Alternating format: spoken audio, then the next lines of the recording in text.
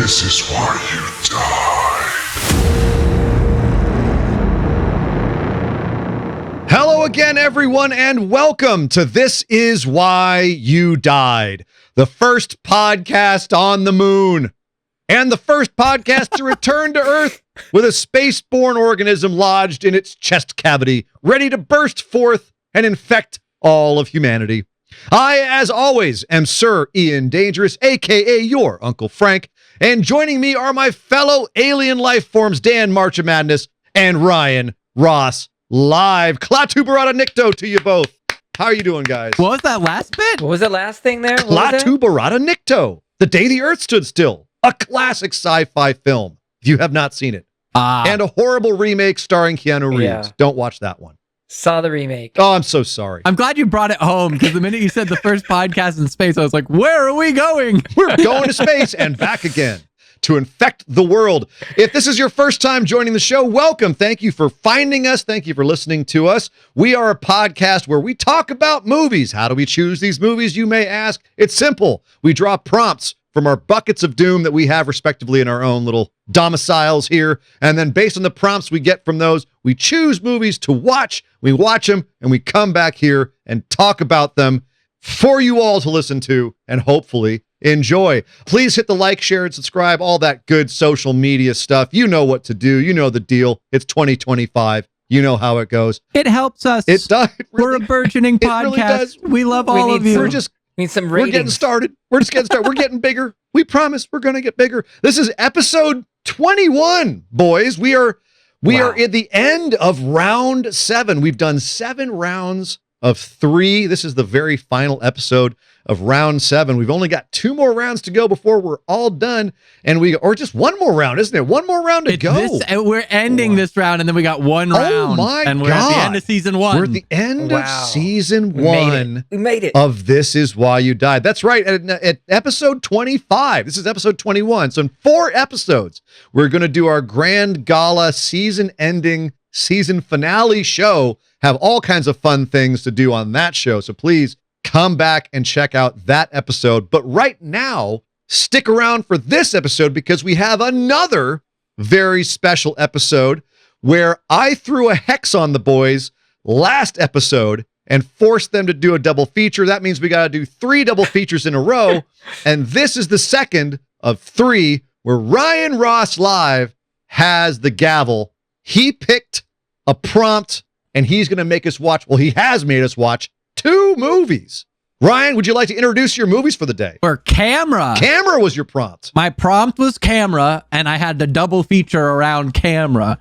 And so I was trying to avoid found footage and just going the obvious ones. I intentionally avoided Blair Witch. I realized that I still ended up with 2 found footage movies, which I guess makes sense considering that like my research was camera horror movies and trying to find synopsises that fit that without spoiling the movies too much. But I chose Willow Creek from 2013 and Wreck from 2007. Nice. Were our movies that we watched for this episode. Yes, indeed. If this is your first time to the show, I should probably introduce us by saying that Dan and I are both, we have a significant number of horror movies under our belts, years and years, decades of fandom of the horror genre. RyanRossLIVE has about 20 episodes worth. Yeah, brand new to horror movies, and so far so good, I think on your horror journey there, Ryan. You've made it through some big ones already. I've been telling people, like friends of mine that are aware of the podcast or interested in the podcast, right? I've been telling them that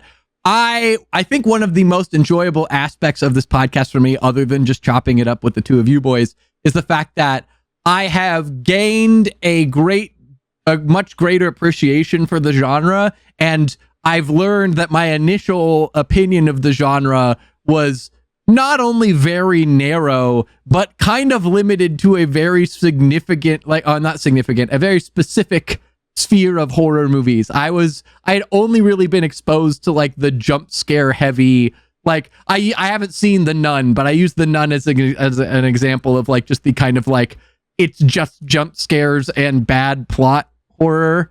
And to find that we've done so much horror that's actually interesting and nuanced and has layers, I very much enjoyed that. So I may be the initiate, but I'm liking it. Well, not to say that we won't ever get to something like The Nun that's jump scare heavy, but it's great to now have some of that context for you as well. Mhm. Also, because I think those kinds of movies, that's Dan's stuff. He loves that stuff. That's true. The jump scare stuff. Oh, I love jump scare stuff when it's done well. I mean, there's jump scares that are just there just for, but when you can do a good payoff jump scare, ooh. Which reminds me, Dan, you're our resident filmmaker here on this show. We're doing found footage films today. How do you feel about let's start out with this. How do you feel about found footage as a genre, as a film style? Absolutely love it. I completely connect with it because as a filmmaker, it goes back to I can connect with what the main character said. You haven't seen Blair Witch, have you, Ryan? I have not. I actually intentionally avoided it for this. Gotcha. Well, this doesn't spoil anything, but there's a tension part between two characters, and the female filmmaker says, like, when I'm behind, it's something to the effect of when you're looking through the lens of the camera, the world is not as scary. Even though you're in the horror, the fact that she can look through the lens, it helps her deal with it. And I can identify with that because, Ryan, as you know, we worked together in the past in YouTube world, and we had to film some really creepy things. One thing that I had to film up close was a spider. And we lived through the horrors of the YouTube world. Well, yes, besides that, but there was actual scenes with arachnids I'm arachnophobic, but oddly, when I was filming it, it didn't scare me because I was looking at the lens. And so I think that's what I find connective to the found footage is that even though the big trope of it all is like, why are you still filming? As a filmmaker, it's like if I was in a scary situation, I'd probably be documenting it because my brain would be wanting to do something to help me get through it. So I wasn't just like crying in a corner, freaking out. I'm like documenting, putting my brain to use to then help us get through a situation. So that's why I can identify with that aspect of it. And I just love the idea of how it's like this uncovered footage that is like not really edited. And it's a really cool storytelling device that forces you to be creative in some ways and in how you expose the scares.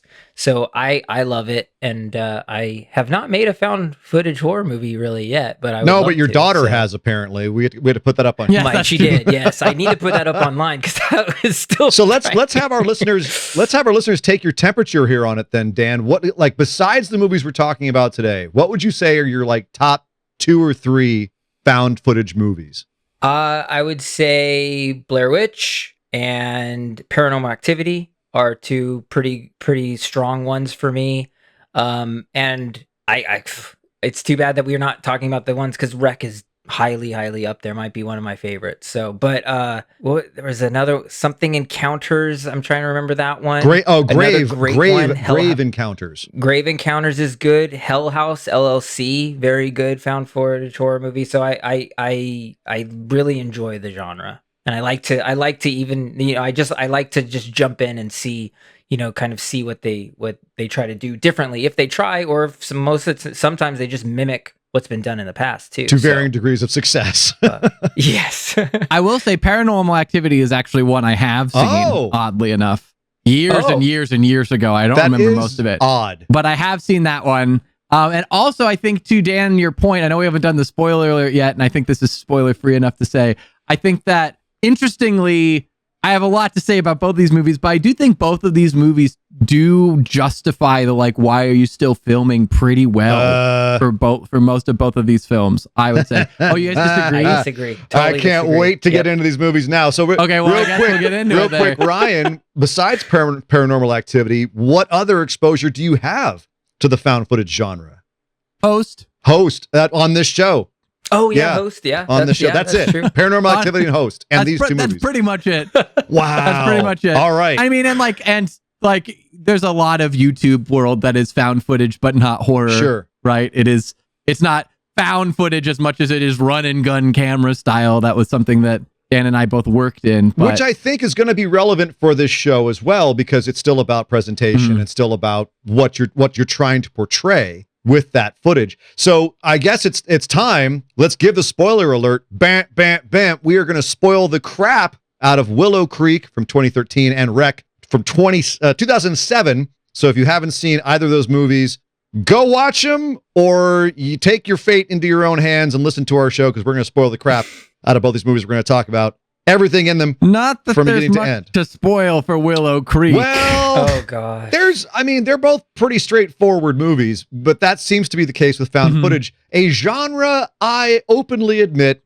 I generally despise. So this is going to be a fun show where we're going to get quite a few different perspectives as far as our thoughts on these movies. So right off the bat, let's talk about what these movies are. Willow Creek, 2013, directed by, of all people, Bobcat Goldthwait, which... Yeah, when I saw What that as name? the credit at the end, I was like, what? Yeah. I forgot that crazy. he did that. The legendary director of Shakes the Clown. And and actually, he also did Windy City Heat, which is actually a really funny comedy if you haven't seen that. He's also a comedian from the 80s, was in a ton of the Police Academy movies, an actor in his own right. And I also, he was on a show where he played Greg the Bunny, I think, where he played like the puppet rabbit. But for some reason now he's directing horror movies, I guess, found footage horror movies. Yeah, I guess. And this is a movie about a couple that goes in search of Bigfoot in Northern California, the wilds of Northern California. The wilds of Northern California. Which they refer to in the movie as the Pacific Northwest. Let me tell you right now, if you're directly west of Redding, you're not in the fucking Pacific Northwest. You're in like IPA. I would argue there's nowhere in California that is Pacific Northwest. California is by definition not Northwest. Yeah, true.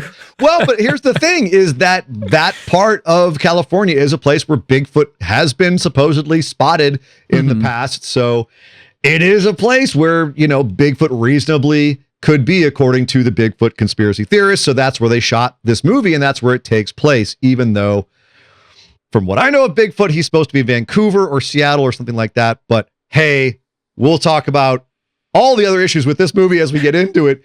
Wreck, on the other hand, is a movie where a news crew is following a fire department team as they go to check out a apartment issue. Someone's having an issue in their apartment. They're locked in their apartment in a high rise in Barcelona, and things turn to shit when the person inside that apartment turns out to be an infected zombie, and they're all then quarantined inside the building as the zombie apocalypse spreads. So two very, very different movies and two very, very different ways of handling that. With Willow Creek, it's the couple who are shooting the whole thing because the guy is wanting to make a documentary about Bigfoot, and it's an actual news team shooting in Wreck. How did just the filming aspects of these two movies? You know, you've got the couple shooting pretty much everything in Willow Creek. You've got the news camera angle in Wreck. How did just where the found footage movie is coming from, what the source is, how did that play for you guys in both of these movies? Dan, how did it play for you in Willow Creek and Wreck? Willow Creek, the choices, the camera angles, what they did, like, it just didn't make too much sense to me. Like, it just felt like they were just kind of going along, and, you know, it that it was arbitrary or unnatural, or what about it wasn't connecting for you? It was natural, but it was just like unnecessary. It felt like it just, the first hour of this movie is just setup and, you know, little things here and there, but they're just filming just the film, and it feels fine, but like, I had a big problem with the production behind it. So he starts the thing, you know, it's like, okay, you're starting very stereotypically. I'm putting a lens cap on this, so you know it's a found footage movie. I'm testing audio. They turn on the audio for this microphone, but then they all sound the same the whole entire movie. So with no microphone, even when they're looking away from the camera, even when they're behind the camera. So I'm like, well, obviously you mic'd your actors through this whole movie. And you totally forgot that the first freaking opening shot was, oh, the sound is on now because I have a microphone. So it's like there was no differentiation between sound. So I was like, this isn't believable because like, why aren't you playing with the sound at least a little bit to make it feel a little bit more real? Sound was perfect throughout this whole Something I need thing. to point out to our dedicated listeners here, because we're not really on video yet. We may put this part on video, but you're not actually watching this show. Dan is a very chill dude. He's usually kind of sitting back in his chair. His shoulders are usually relaxed. This is the most fucking pissed and animated I've seen him at the technical aspects of this movie. These motherfuckers didn't get the sound right.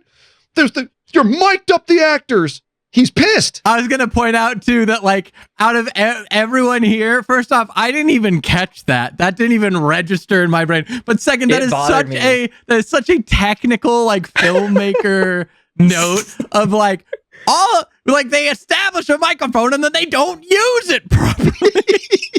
Yeah, but I mean, it's just because so it's like he's putting the devices in there because he's following the formula of it, but he doesn't really understand why it's there. He's just like, oh, I need to establish that it's found footage, so I need to show them working with the camera, and I need to have an audio setup. So it's like, oh, we're in their world. But then it's like, but then you just forget about it the rest of the movie. You're absolutely correct. It's just like such a specific note. But it's true. And he is 100% correct. It's not just the Celsius kicking in. Like that's a big major note.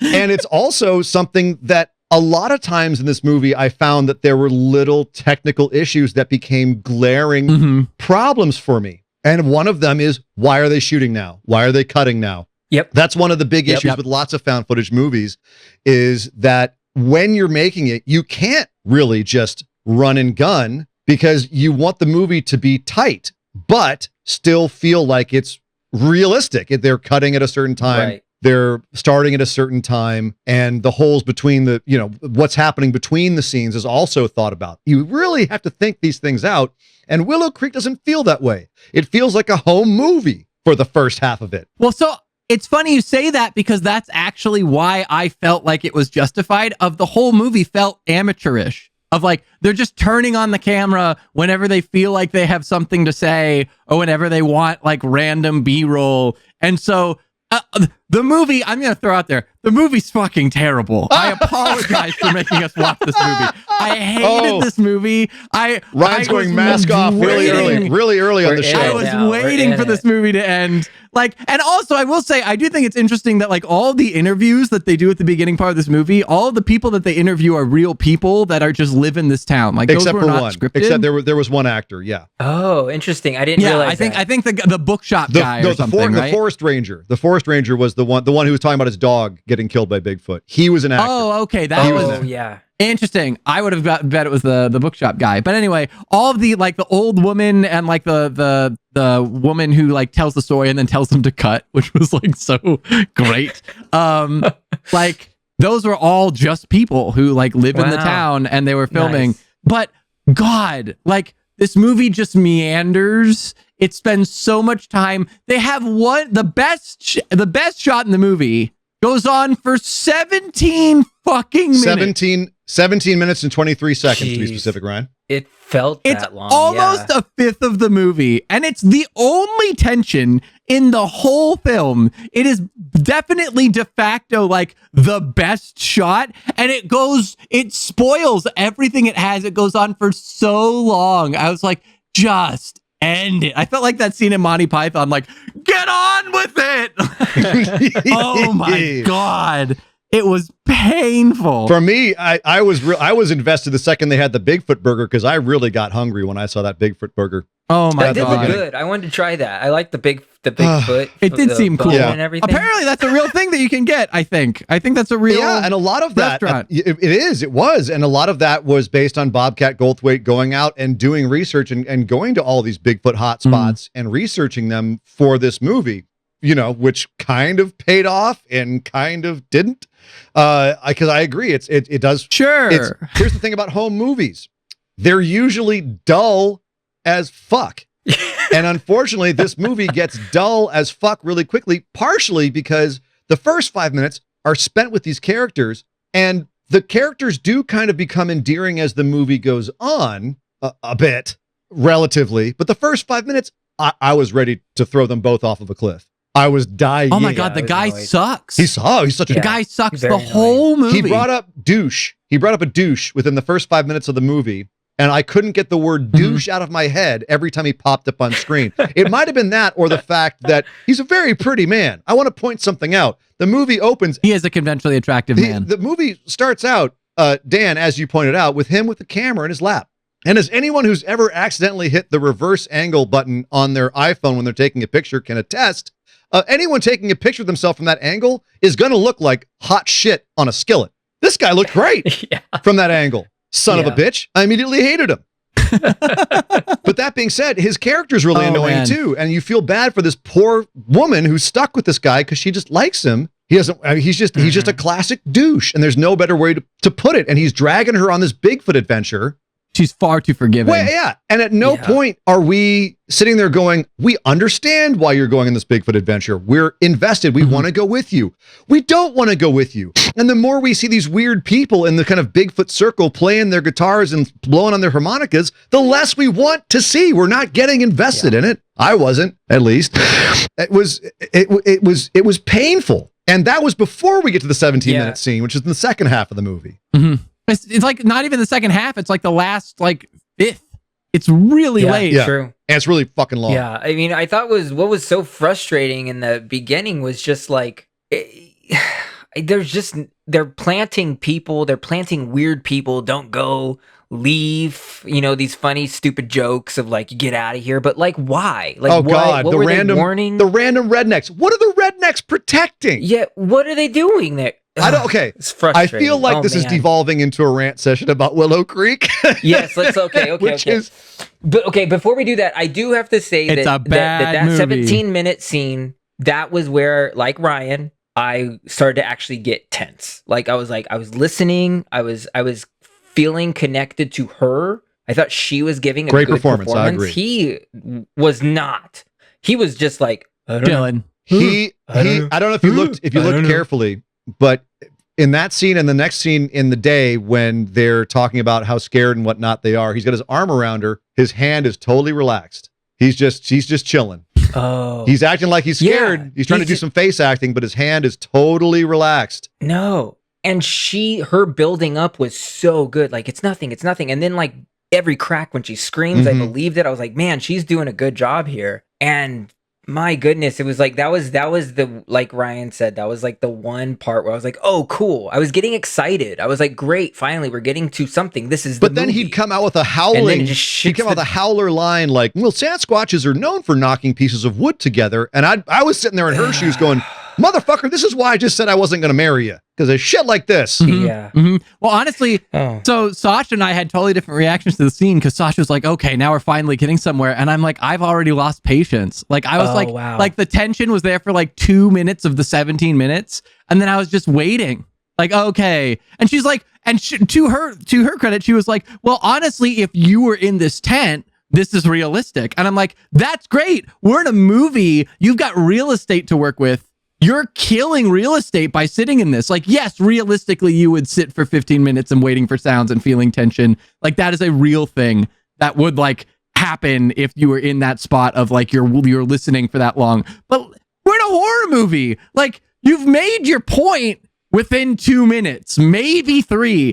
12 minutes in, I'm fucking asleep. And in addition to that, move on. Ryan, you're also a wilderness guy. You've been out in the woods at night.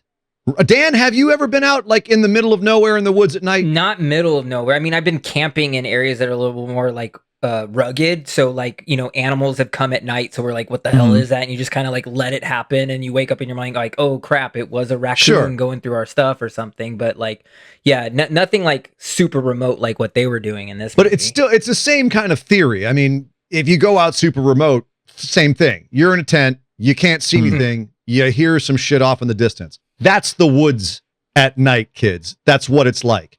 And on top of that, they've made it very clear that there are a whole bunch of hillbillies that know where they are and don't want them to be there. So already I was taken out of it because I'm like, this is, they're trying to make, every time there's a big noise, he looks at her like, see? Bigfoot. Yeah. And which was insufferable. And for 17 minutes, I couldn't keep up with it. And I was worried that I was going to be the only person who felt that way because I was sitting there as someone who's been out in the woods late at night And I was like, yeah, this isn't that bad. I'm not tense at all during this entire scene. What about when the quote unquote face pushes in at the end? Like, what did you think of that moment? By that point, it was too late. I had lost my investment. But I get this is going to bring me back to kind of a more general question. We could sit and dunk on this movie over and over and over again, and it's kind of fun because it's very easy to do.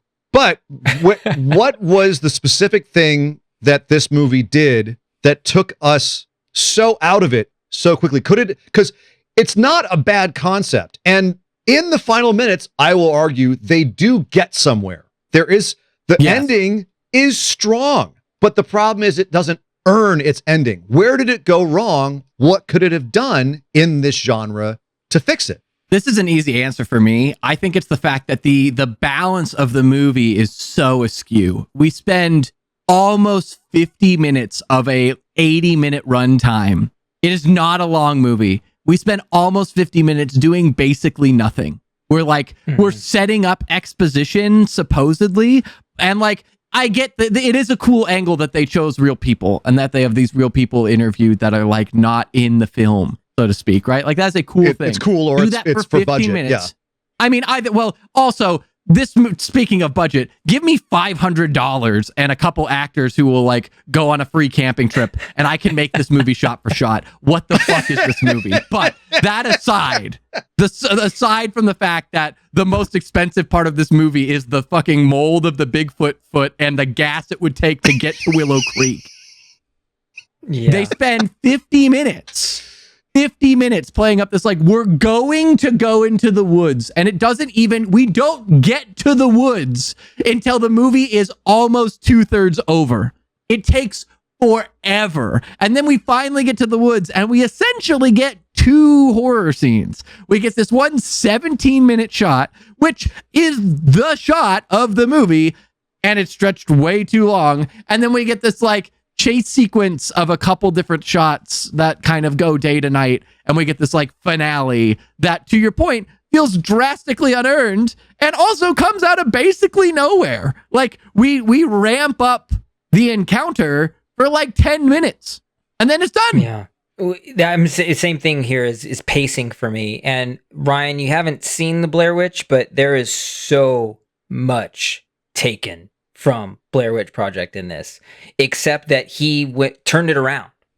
In the Blair Witch, they do interview some people before they head off into the woods to search for this thing, but it's small portions, and the interviews are creepy. They're either a little funny, like these 2 old dudes that are talking about it, and then there's a very creepy, unsettling interview, and then they're off in the woods, and then the majority of the movie is them doing this thing.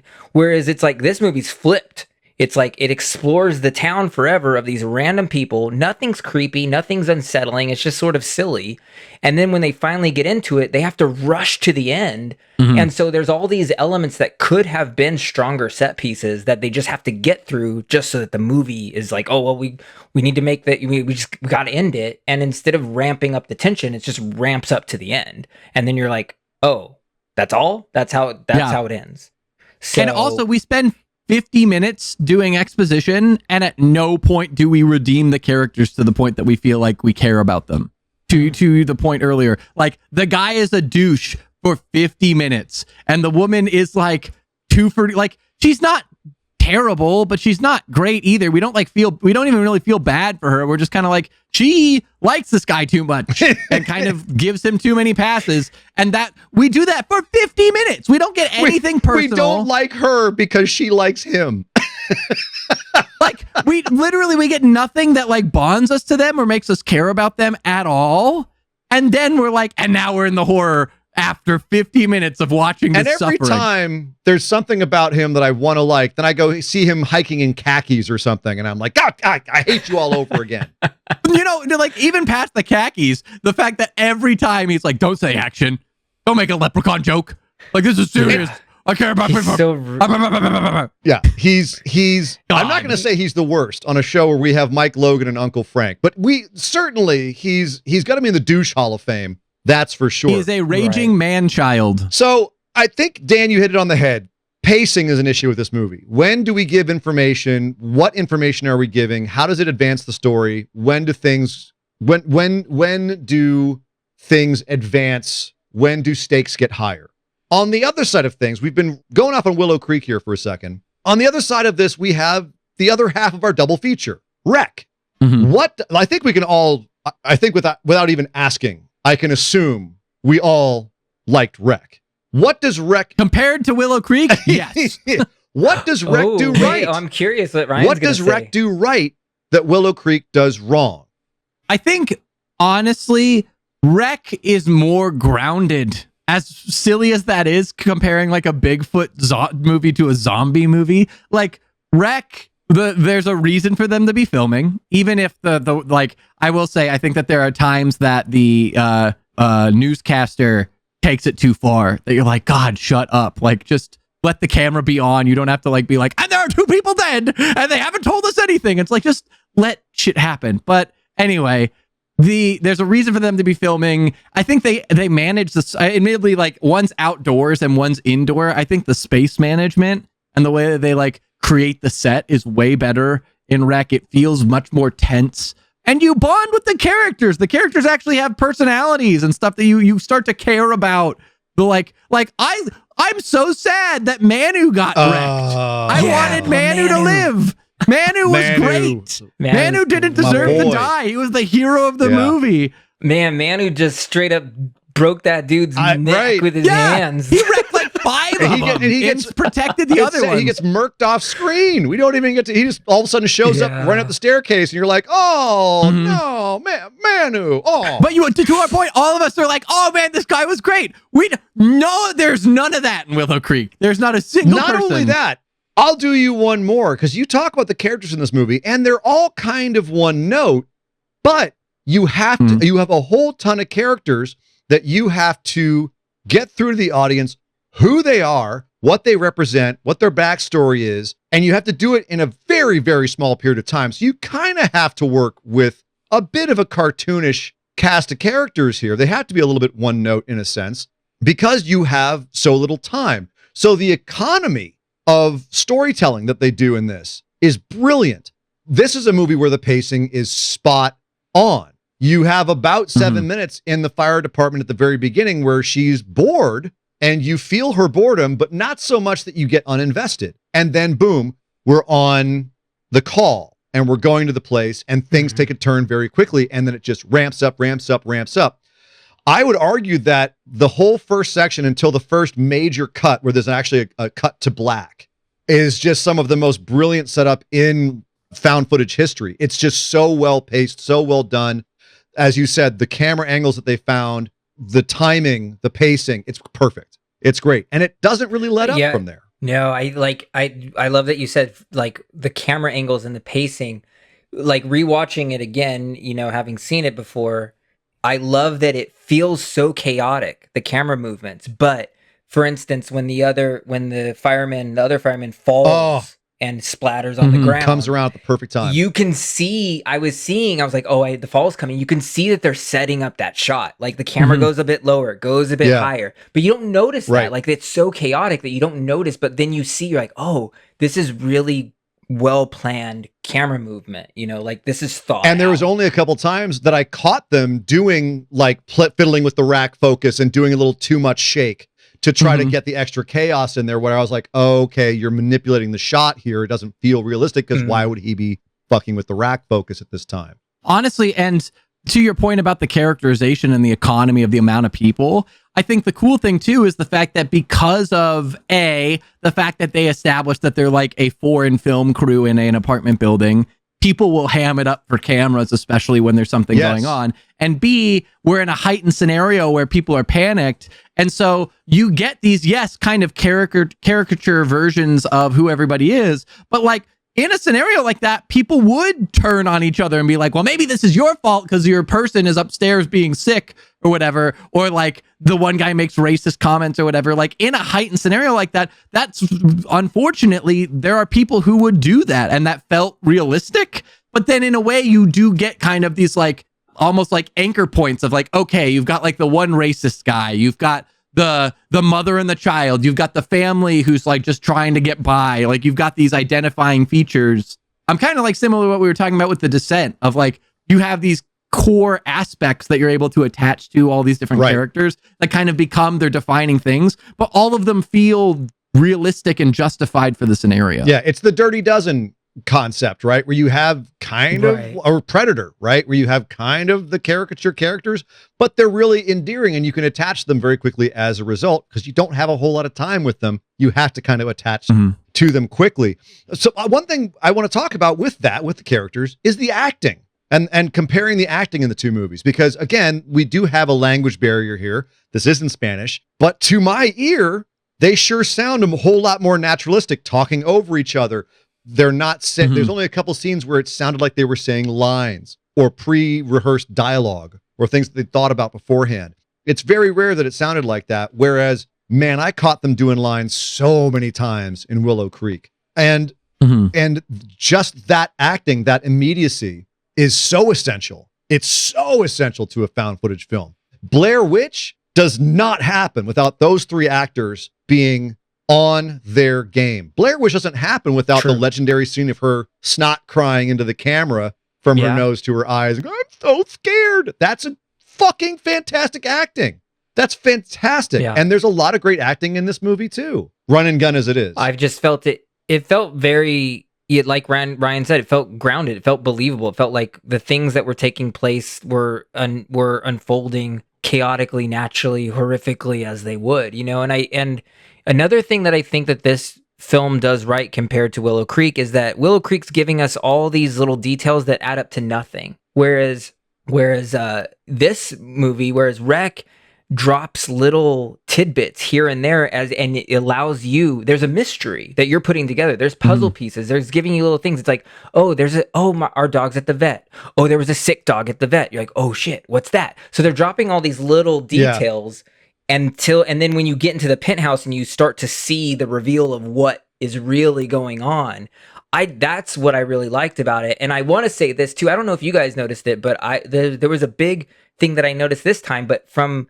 about the moment that they re-enter the apartment and the two people that they thought they killed, the old woman and the other woman, the other helper woman or whatever, and they've disappeared, that felt so Resident Evil video game to me, that moment.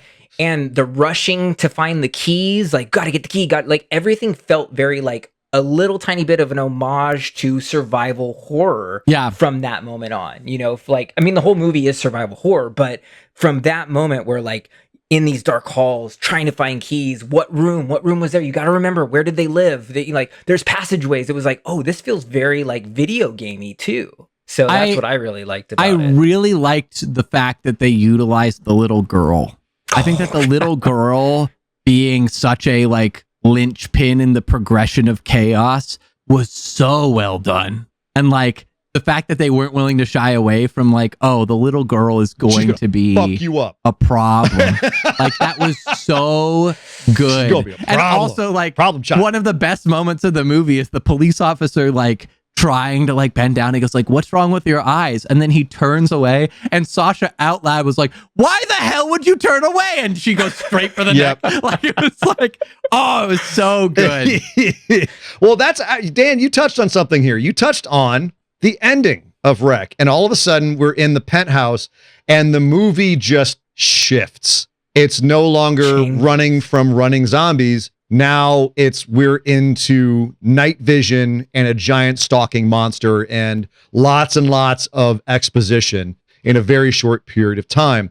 We mentioned how Willow Creek had a very strong ending that came way, way, way, way too late and might not have been earned. Was this exposition dump ending? Was this earned? Did this work for you guys? Or was this too much too late? The reason it worked for me is because what I loved is it turned from a zombie, you know, outbreak movie into, this is a new take on possession and religious horror. Now it's now taking a different genre, and, you know, that we've seen before in The Exorcist and something, but now it's like saying, well, what if you could pass on possession? What if possession could pass on like a virus? This is what it could be. And I really liked that that's the direction that they went with in this ending, because it felt like it opened up this whole new can of worms, there's this whole other world behind it, and I liked it because it just added to the mystery, and you were wanting to find out more about this world that they're now kind of creating. Dan, I want to hear what Ryan has to say about the ending, but real quick, I do need to ask, did you ever watch the sequels? There are 3 sequels to this movie, Rec 2, Rec 3, Rec 4, Apocalypse. Did you ever watch them? I saw Rec 2, Okay. and I enjoyed it. I saw Rec 3, and as soon as it switched to narrative, I was like, oh, never mind. Yeah, 3. I'm out. I thought I was going to get another found footage movie, and it's like, I love the setup though, because I shot weddings for years.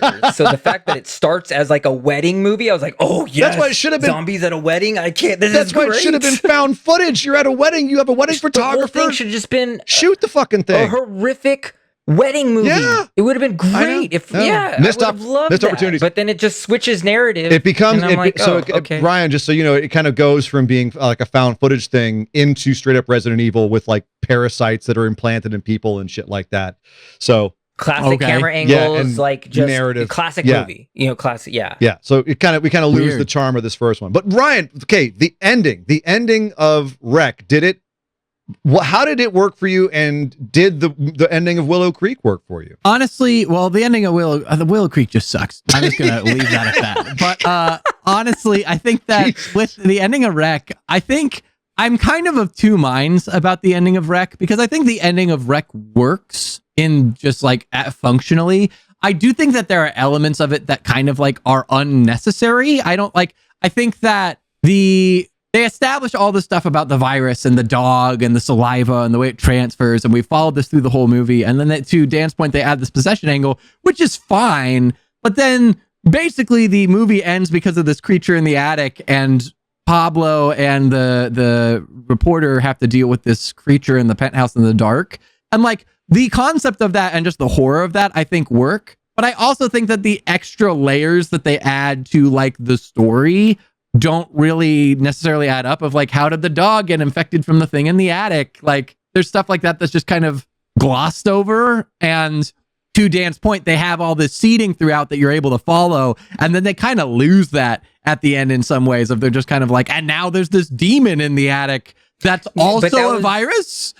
But that was the possessed girl from the beginning. I mean, so it's the possessed girl that got transferred into the building, but then we know from earlier in the movie that the way that the rest of the building gets infected is through the dog, or that this old woman in her apartment somehow gets infected from the thing in the attic. Like the attic transfer to someone in the apartment is never explained type deal because of the way that they add that layer. I argue they don't. That's fine. Yeah, I don't argue that they have to give us all the pieces. I think that we get enough of them to kind of get the idea. For me, I'm more worried that it's kind of too much, like it's too big of a dump at the end. Like it's such a big change and a big shift at the end that it's off-putting, and then to not have it really resolve. Like there's something in the attic and we're done. And they do the classic drag off into the darkness thing, which they also do in Willow Creek.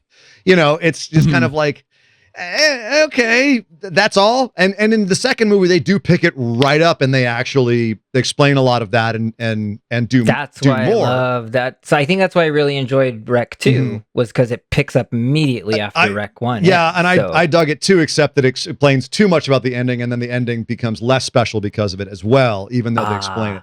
But that's neither here nor there. Honestly, like for me, like I think the ending works. I do think that like it was odd to me that they added so much, but it wasn't like, it didn't feel like too much. Like the ending didn't feel ruined for me. It just felt like an odd choice, but it like functionally the core bones of it still worked. That like most of the complication stuff, I was like, I mean, whatever, like the core still functions. I will say, I think one of the best actors in the movie, or at least in terms of like character, we never actually see. Like Pablo in the movie as a personality, like I feel like has so much in the movie, we never fucking see the guy.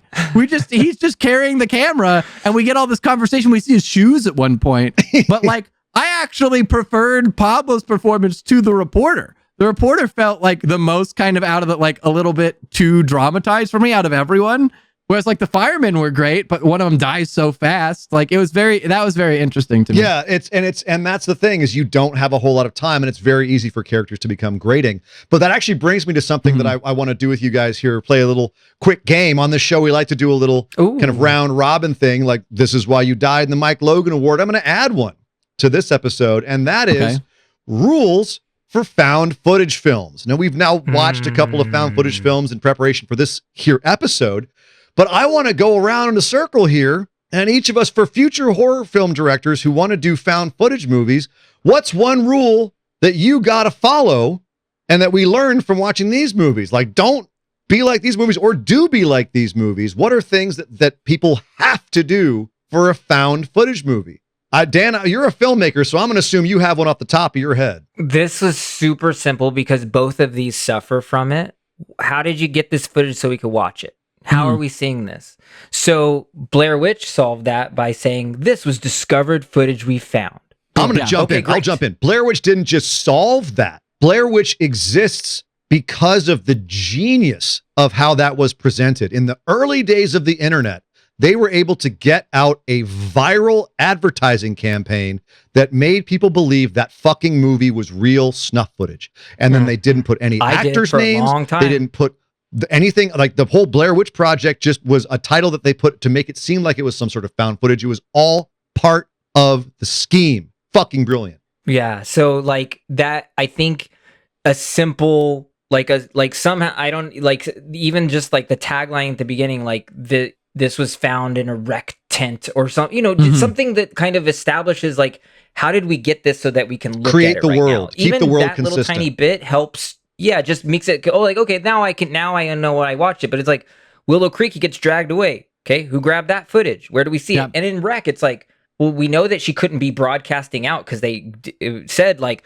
no phones are working, nothing's working because they've cut us off. So it's like, so that footage isn't being broadcast out. So how are we watching this now? So I know it's little things, but I think that adding that little bit helps make it feel even more real. And to your point with Rec, like that would have been really cool to have it be something where the government covered this all up. It's hush hush. It never got out because that this happened. And then this video comes out and it's, oh shit, the government knew all about this and they're not telling us. Like having it be that kind of found footage would have been very cool. But instead we have like the rock music at the end and the title of the movie and the filmmakers' names. And oh no, it's just a movie. Everyone go home and throw away your popcorn in the bins. Ryan, what's your rule for found footage movies? Mine's more of a request because I recognize why people do it to your point, emphasize aspects of the film, add chaos, whatever. But God, don't shake the camera if you don't have to shake the camera. I get it. You're trying to make it feel native. You're trying to make it feel like some dude's filming the thing. Like, oh, it's not grounded. It's not edited. It's just someone with the camera on their shoulder and it's going to shake a little bit. Ryan, you're going to suffer if you ever watch Blair Witch, man. You're going to suffer. Oh my God. It's like, look, running chaotic scenes, fine. The camera's shaking. You drop it on the floor. Sure. But like when we're just going up the stairs and it's like, we're going to go up to the apartment. Like, stop shaking the fucking camera. Just walk with the camera. Ryan, oh my God, not a fan of shaky camera movements. Don't ever watch a Paul Greengrass film. It's so simple. I'm going to actually say something we talked about earlier, and that's pick your shots.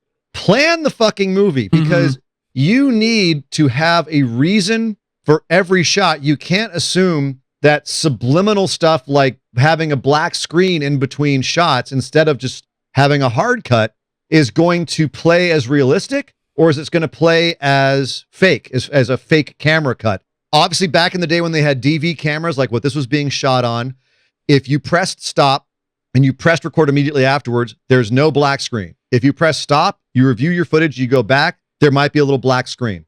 So it's not uncommon. If you're shooting on an iPhone or any kind of digital camera nowadays, you're never going to have a black screen. You're never going to have anything between. Think about if you were found a large tape and a piece of footage and it played straight through, when would it cut? In this in Rec, it cut in the middle of sentences. It came back in the middle of sentences. A lot of times there were reasons why cuts stopped and you had people explain, well, you have to cut now. And you figured out why it would start up again. People would react to things that happened in between shots. The little girl's over there poking at the camera, and Pablo notices right away it's already running. Stuff like that. Those are all things that I think are musts in found footage, and too many people in this genre just shoot like crazy because they're on no budget and they feel like they don't have to think about it. We'll just shoot everything and we'll cut it together later. No, you need to think about every camera placement, every angle. Where is this guy going to go when he's running? Rec is a great example of having a very specific idea of what you're shooting, when you're shooting, why you're shooting it. Only a few times do they slip. And I feel it's just because they're just trying to do so much that it's really hard to keep it consistent throughout an entire movie. I'll give them the benefit of the doubt, but choose your shots, figure out why every shot's going to happen, because that way you can also then pace the damn movie and figure out what we need to learn by what point and how you're going to get there in a style that's not narrative. It is narrative, but you have to make people believe it's not. And that's a lot harder than people think it is. And that's why so many found footage movies suck balls, because people just shoot and they think that it's going to read as being natural, and it doesn't, because you have to think about what makes it natural, as unnatural as that seems. It's very hard to get a natural feeling movie that's actually natural. So yeah, that's my big rule. Great point. Boys. Great point. Great rules. Boys, do we have a Mike Logan for these movies? A Mike Logan fuck this guy award. Who does it go to? Well, I think we all agree in Willow Creek it's the boyfriend. Yeah.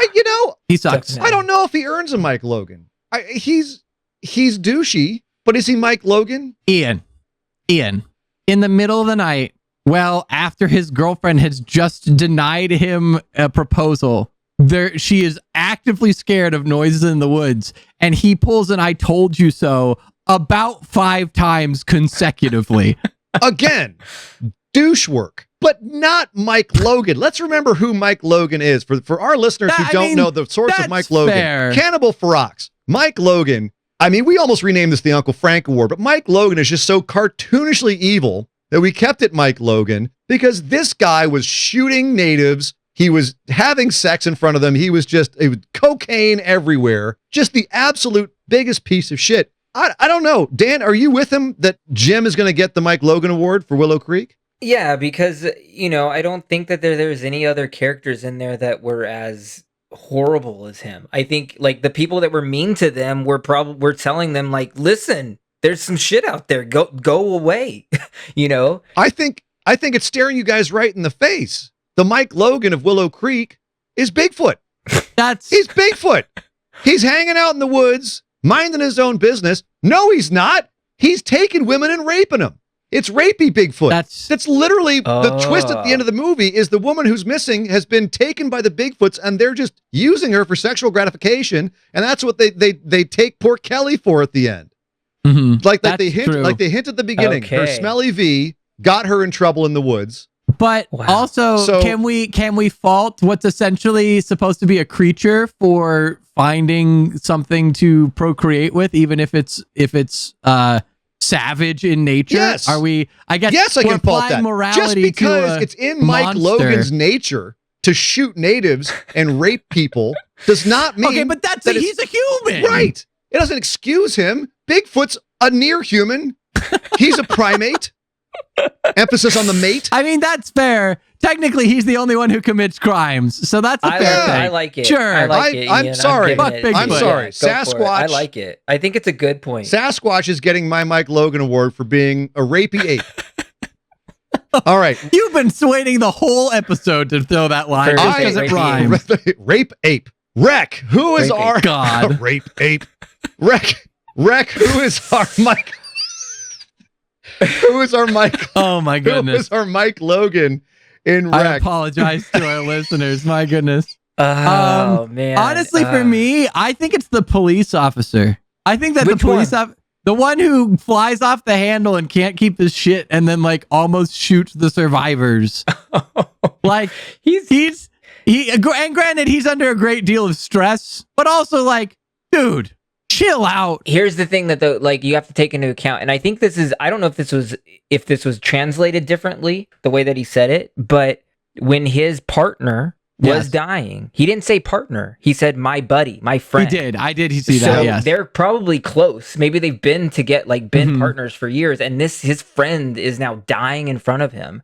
Yeah. And the people that he calls his like coworkers and his other friends Are locking him are in. saying, no, you're staying in here, and we're not giving you any information. So he's already under so much high alert that anybody that's a stranger that's coming at him, he even like. But immediately when he realizes what he did, he's so ashamed. Like he lowers the gun. Yeah. He's like, I'm so sorry.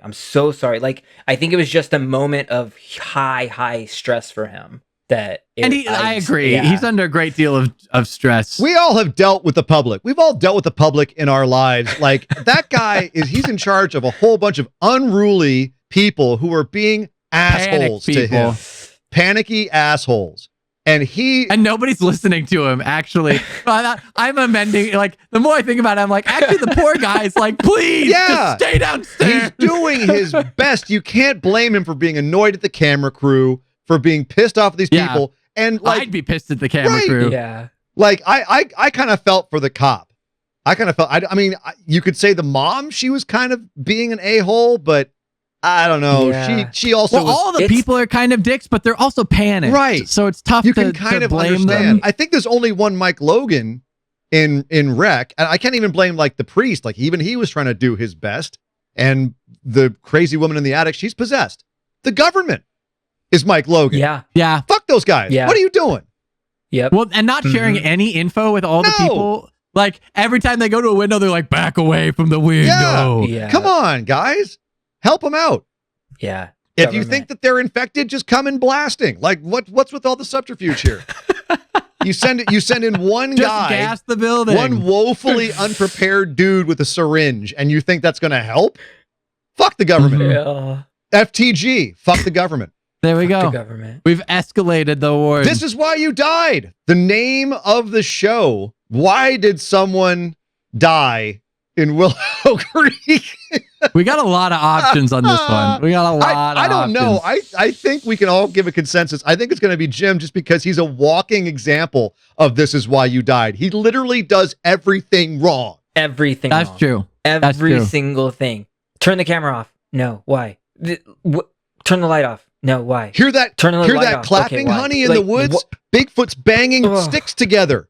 Isn't that cool? No, it's not cool. Get the fuck out of there. The light bothered me so much that I was talking to the television by myself saying, turn off the light, turn off the light, turn off the light. It was so unbelievable that he would not just freaking turn off the light until he finally did. I just was like so annoyed with him. Yeah. And then they turn it back So on. And they turned it back on. I mean, this is why you died so hard. I was rooting for the fuck that guy Sasquatch. I was like, please just take him out. Just would you please? He needs to go. He's had his time. Yeah. Just take. He doesn't deserve to be in your wilderness. You guys know what I'm going to say. This is why you died. You went into the middle of the woods and you told nobody where the fuck you were. Yeah. I've Good preached point, on it good before. I'll Great preach point. on it again. Every Fucking if you time. make a plan to go into a remote wilderness and you're in a survival situation, let people know where the fuck you are and how Ryan- long you're going to be there. Ryan Ross Live, Great work. as always, with the backwoods safety tips. Tell a friend. Great Basic point. outdoorsmanship. Plan your trip and let someone know where you're going. All right. Well, that wasn't an option in Rec. Why did people die in Rec? Why did someone die in Rec? There's a lot of one. There's options a in Rec. lot of There's a lot of- options in yeah. Rec, but I don't know. I mean, there were definitely some dumb horror decisions in Rec. Like you said, Sasha pointed out that don't turn your neck to a zombie kid. Honestly, I'm gonna take the police the police officer because like he literally out loud says like, "What happened to your eyes?" and has the syringe in his hand. Which, by the way, they never established what the syringe does because the only two people we see injected still attack people. I was gonna say it's So, gotta like, be placebo. I would just love it if it's placebo. It doesn't do jack shit. Like they're like we brought in these syringes. No, it doesn't affect any of them. Nope. But anyway, They've got he's got the see, syringe. F the government. They sent this poor guy in his yellow suit with a placebo syringe. to go blood test everyone. And he's stabbing these zombies, and the zombies are going, nope. I ain't going to do jack. Yep. It's dinner No, time. but like he kneels down, he comments on her eyes, and then he looks away. He looks away like an idiot. He's got the kid within arm's length. He knows she's a zombie, and he looks away and exposes the full flat of his Hey, neck honey. at the height at which a kid can get Ooh, it. what's this? What's True. this tasty treat right here around my jugular? No, Oh my goodness. Like an old Dracula Yeah, movie. right. He might as well have been wearing like lingerie at that point. God. She's a child, Ryan. That guy, hey, I mean, she bit him the same way Dracula bites a woman in lingerie. She went nom nom. Dan, why did someone die in Wreck? Oh man, that's tough. There's so many options. I'm trying to think of. There are so many options, but it's like they were just kind of in that situation. So why did they die? I'm trying to think of a good one, but like I guess maybe to the guy that loved to be on camera, the racist guy. Yeah. I know exactly where you're going.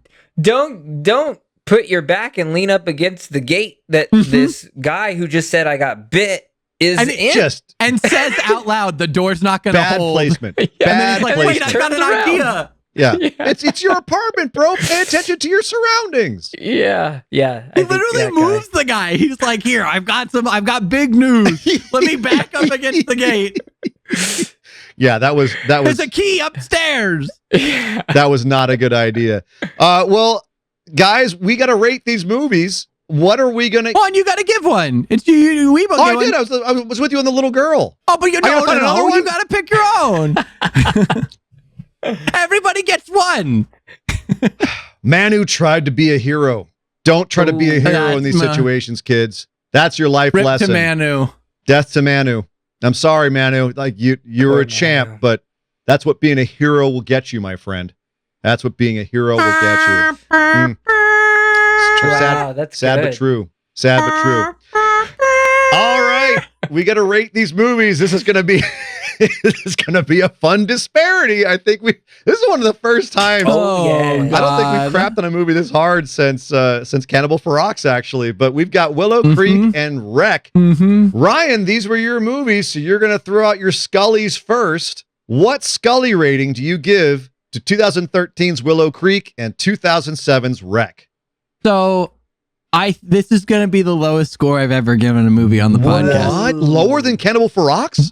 Because here's the deal. At least I could give Cannibal Ferox that like had a crew and was a movie. This is slop. This is made. Wow. This is give me $500 and actors that want a free camping trip and I could make this movie. This movie is so bad. And like I said, the most expensive part would be the foot mold and the gas. I'm giving this movie a 2. Wow. This movie's so bad. God damn. So I gotta go 2 for Willow Creek. And then do you want me to go into Wreck or do Go we right want into to go Wreck. through Willow Yeah, Creek? go Wreck.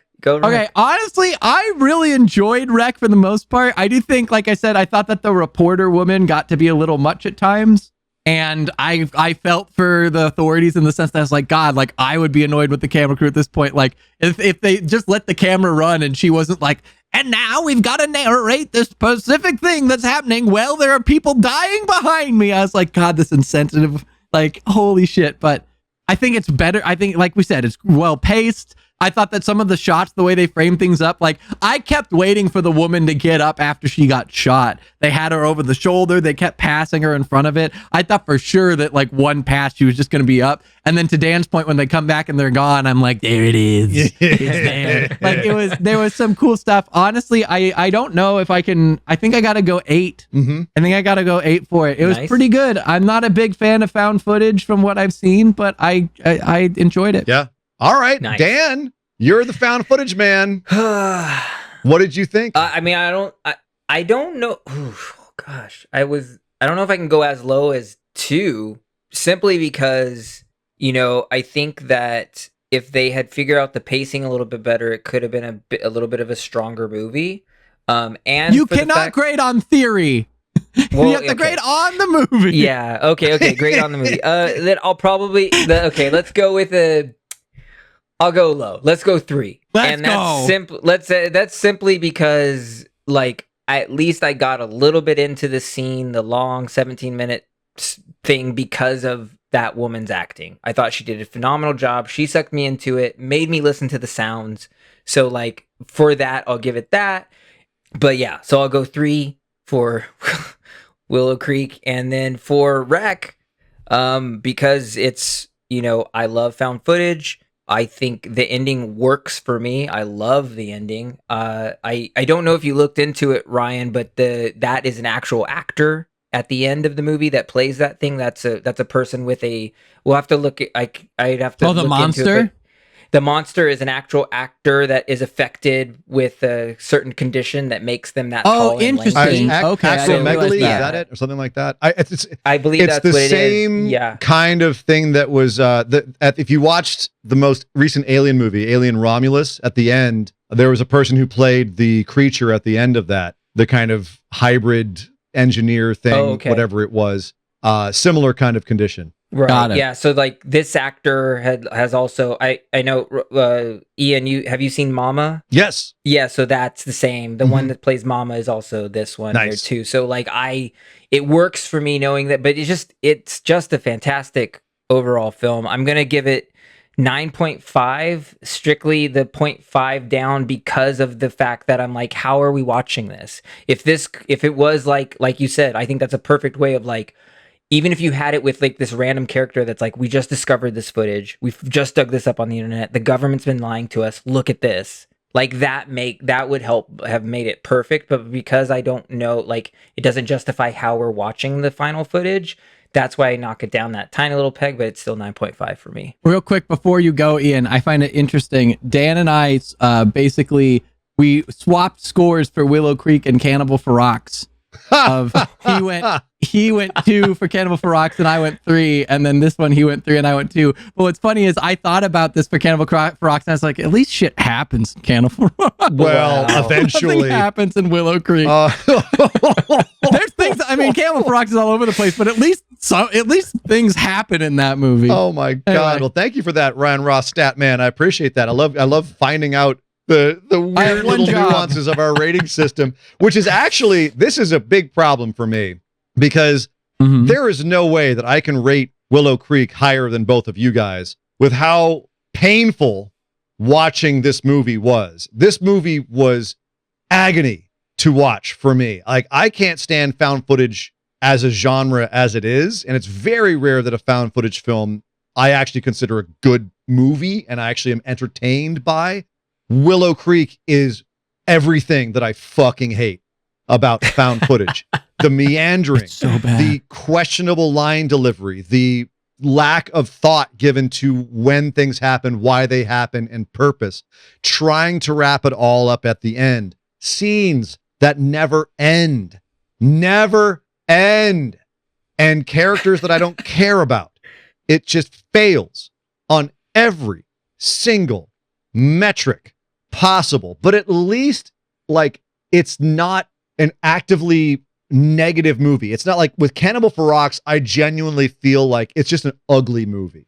You know, there's something actually. It was like actively, it was transgressive on purpose. It's gross. It's a gross movie. And I like gross in movies. I also want to say that, like, as far as bad movies go, as painful as Willow Creek was, I've seen so much worse.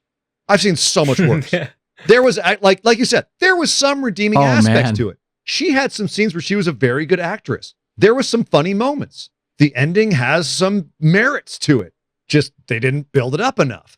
But I don't feel like it's as bad as like a Cannibal for Rocks. And, you know, if I'm going to take like Birdemic Shock and Awe and say it's like a 0.5, that's my kind of metric for like what's the worst possible movie or something like that. You know, Troll 2. This movie's a lot better than that. So I'm going to have to go for a 4 for Willow Creek. Wow. However, I do have to say I have a caveat. I'm going to have to raise it by 1 because I love Bobcat Goldthwait. Oh, I do. I got some love for him, so I got to give him a raise of 1. But unfortunately for Bobcat, I also have a caveat that I will -1 any found footage film, so it's back down to a 4 for Willow Creek for me. Okay. That being said, Wreck, on the other sides of things, I think is an all-time classic horror movie. I think that it's probably one of the best examples of this genre, which I can't stand this genre. I have such a hard time investing because it's so easy for me to be pulled out by unrealistic shot selections, by bad characters, by bad dialogue. Like you said, Dan, by having no reason that this footage should exist. Why am I watching this? Why is the camera pointing in this direction? I'm brought out of found footage so easily, and Wreck almost never pulls me out of it. That's a fucking accomplishment. So props to Rec. I'm with you. I think it's as close as you get to being an all-time classic movie. 9.5 for Rec. Unfortunately for it, -1 point for being a found footage film. So an 8.5 at the end of the day for Rec. So that is what I have to say about those movies. I will to put a cap on Willow Creek. My final note on Willow Creek: the only good thing in Willow Creek is the remix or the cover of the song at the end during the credits is actually kind of a banger and is an improvement on the song that they play during the movie. Oh. That is the only redeeming thing I can say about Willow Creek is that the credit song's not fucking bad. It's cute. It's cute.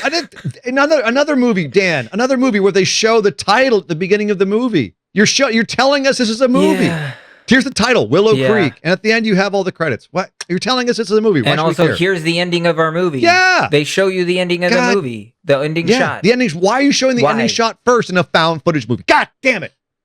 I'm sorry. Make it a 3.5. Fuck Willow Creek. There it is. I'm taking it down. I'm taking it down half a peg just because that pissed me off. What's funny is because you took it down half a peg, it is now tied for Cannibal for Rocks Yeah. as the Well, worst movie. you know, Wow. sorry.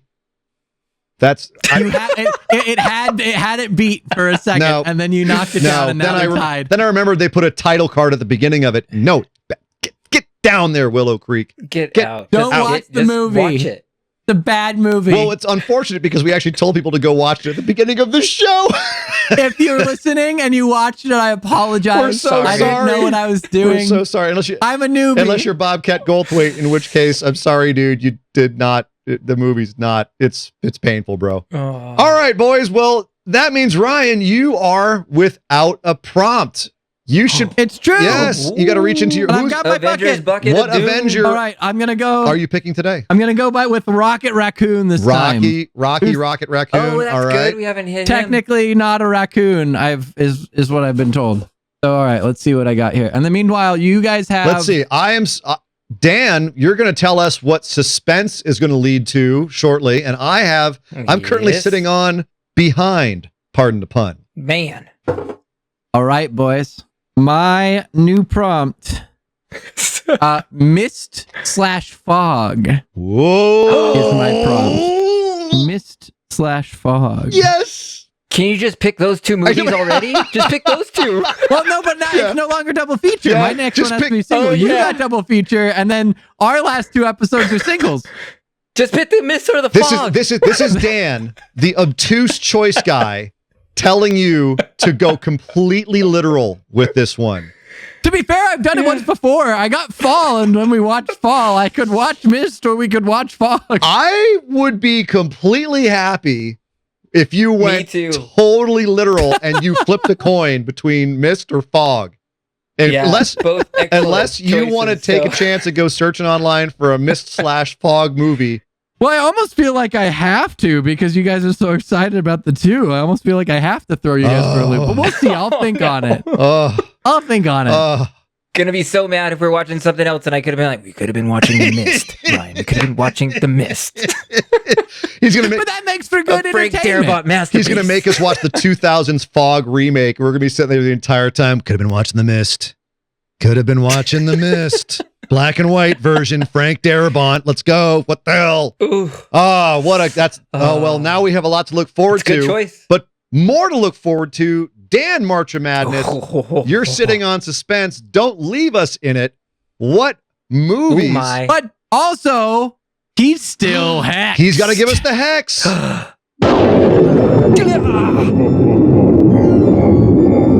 Hex. And I am choosing this double feature with a big thank you to Sasha because after she joined us on when we were all watching Midsummer, when I made the choice, she said Midsommar. We pronounced it both ways. She said both are you correct. better choose two movies that will keep me in such high suspense and tension, or I am gonna quit listening to this show. Wow. So there was a lot of pressure on me, a lot of pressure, and so I had to go back. She's earning her dictator two title. movies that two movies that I remember that had kept me in such tight suspense the entire time that I could not breathe, that I couldn't like think Oh, but not that one. But that would have been a good one to choose too for this. But I went with the. You know how I like to make my themes come together too. So I went with people trapped in tight spaces in a very extremely intense situation. So the movies that we will be watching for suspense are Green Room. Nice. Yeah. And- Oh God. Okay. And I think Ian might like this next choice. Uh-oh. We're going back to the French extremity movement, and we're going to watch Inside. Oh, no. So we have Green Room and Inside. I know two you've movies mentioned about Inside people before. trapped inside a very God. tough situation. I will say, ironically, I don't know either of these movies other than the fact that you mentioned Inside before. But I'm glad I'm glad you didn't choose. I think you started to reference Don't Breathe. Don't Breathe, the one with the dude with the basement that's like blind. Yes. Right, and the kid sneaking into his house. I will fully say that is, out of every horror trailer I've ever seen, that is the one trailer I was like, I will never fucking watch that movie. It was too real for me. Chose that it was one. too close. It's not I too was like, late, no Dan. way in fuck. No. It's your choice. We've chosen. We're sticking. Like that's the one. That's the one thing I was like, oh god, that movie's fucked up. That movie looks fucked up. No. We've chosen. Maybe I'll pick it. Maybe I'll pick it for bottom because they're in the bottom of the basement in the movie. Ooh, It's behind, sir. Behind. Yeah. Oh my gosh, you make me want to change it, Brian. Maybe I'll pick it for behind because they have to stay behind him so he doesn't find them. Oh my God. Yeah. Don't Breathe is so good. You're right. Okay, but we'll do. Oh God, we'll stick I with will this. comment really quickly that Green Room, fantastic movie and very appropriate for suspense. And oh God, but man, Inside is Ryan. I'm going to scare you a little bit. Inside is a movie, unlike Midsummer, where I didn't want to watch it just because of feelings and just how frustrating it is. Inside, I don't want to watch again because it genuinely makes me violently uncomfortable. Yep. Is it? It can't be worse than Martyrs. I think Martyrs is a tougher. Right. Martyrs is a more brutal movie. Inside is harder to watch. Oh. I don't know if I like that. You shouldn't like that. You should not be excited to watch Inside. I don't know how to, I'm not. I don't know how I feel about that. But I'm excited to talk about it here on the show. So excellent choices, Dan. We will be watching for the next episode, the double feature of Green Room and Inside. Ryan Ross Live again questioning his life choices at the end of his show. But why do I hang out with you guys? Yeah. Ryan, you're about to see Patrick Stewart in a frightening role. Oh, I love Patrick Stewart. All right, I'm in. Oh, you do? Not for long, you don't. Not for long. Oh, geez. Can't go back from that. But with that, ladies and gentlemen. I've got a fun story for that then next time. Okay. Oh, is it your... Yeah, Patrick Stewart. Okay. Patrick Stewart. I used to work at an agency. I got a Patrick Stewart story. We'll save it for next time. It'll be a little teaser. Well, with that, ladies and gentlemen, we are going to leave you. Thank you for joining us for our discussion of Wreck and Willow Creek. We're sorry if you checked out Willow Creek in advance of this show, but thank you for listening to us. I apologize for my decisions. No, you know what? Honestly, we need to have movies we're not satisfied with sometimes. Otherwise, this show is just going to be all shiny, happy rainbows, and that's not what this show is for. No, it's for discussing horror movies of all types and persuasions. So thank you for joining us for these two, ladies and gentlemen. We will see you next time when we discuss Green Room and Inside. So come back and see us next time right here on This is why you die.